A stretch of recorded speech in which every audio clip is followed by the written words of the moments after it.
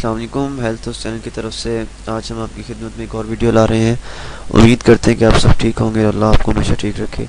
اچھا، تو آج جو میں آپ کو ویڈیو بتانے جا رہا ہوں اس میں آپ کو گھر میں غربت آنے کے کچھ اسباب بتاؤں گا کہ لوگ ایسا کیا کام کرتے ہیں یا ہمیں ان کاموں سے منع ہونا چاہیے۔ کچھ بندوں کو تو اس چیز کا پتہ ہوگا لیکن کچھ کو نہیں پتہ ہوگا،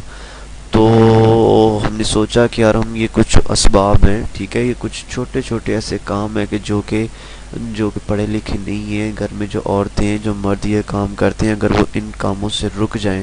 تو ہوپ کہ ان کی زندگی بہتر بن جائے، ٹھیک ہے۔ تو میں ابھی آپ کو کچھ ایسے اسباب بتاتا ہوں، ٹھیک ہے، جس کی وجہ سے گھر میں غربت آتی ہے۔ فرسٹ آف آل، غسل خانے میں پیشاب کرنا، ٹوٹی ہوئی کنگھی سے کنگھا کرنا، ٹوٹا ہوا سامان استعمال کرنا، گھر میں کوڑا کرکٹ رکھنا، رشتہ داروں سے بدسلوکی کرنا، بائیں پیر سے پجامہ پہننا، مغرب سے عشاء کے درمیان سونا، مہمان آنے پر ناراض ہونا، آمدنی سے زیادہ خرچ کرنا، دان سے روٹی کاٹ کر کھانا، 40 دن سے زیادہ زیر ناف کے بال رکھنا، دانت سے ناخن کاٹنا، کھڑے کھڑے پجامہ پہننا، عورتوں کا کھڑے کھڑے بال باندھنا، پھٹے ہوئے کپڑے جسم پر سینا، صبح سورج نکلنے تک سونا، درخت کے نیچے پیشاب کرنا، بیت الخلاء میں باتیں کرنا، الٹا سونا، قبرستان میں ہنسنا، پینے کا پانی رات میں کھلا رکھنا، رات میں سوالی کو کچھ نہ دینا، برے خیالات کرنا، بغیر وضو کے قرآن پاک پڑھنا، استنجا کرتے وقت باتیں کرنا، ہاتھ دھوئے بغیر کھانا کھانا، اپنی اولاد کو کوسنا، دروازے پر بیٹھنا، فقیروں سے روٹی یا پھر اور کوئی چیز خریدنا، بسم اللہ پڑھے بغیر کھانا، جوتا چپل الٹا دے کر اسے سیدھا نہیں کرنا، حالات جنابت میں حجامت کرنا، مکڑی کا جالا گھر میں رکھنا، رات کو جھاڑو لگانا، اندھیرے میں کھانا، گھڑے میں منہ لگا کر پینا اور قرآن مجید نہ پڑھنا۔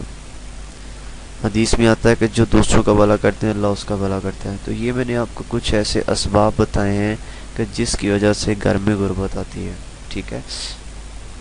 بہت سے لوگ ایسے یہ چھوٹے چھوٹے کام ہیں جو لوگ کام کرتے ہیں، ہم یہ ہر وقت روتے رہتے ہیں نا کہ یار ہمارے پاس پیسہ نہیں ہے، یہ نہیں ہے، وہ نہیں ہے، لیکن اگر ہم تھوڑا سا اسلام کی طرف ہو جائیں، ایسی چھوٹی چھوٹی باتوں پر تھوڑا سا ہو جائیں، اپنی نماز پڑھیں،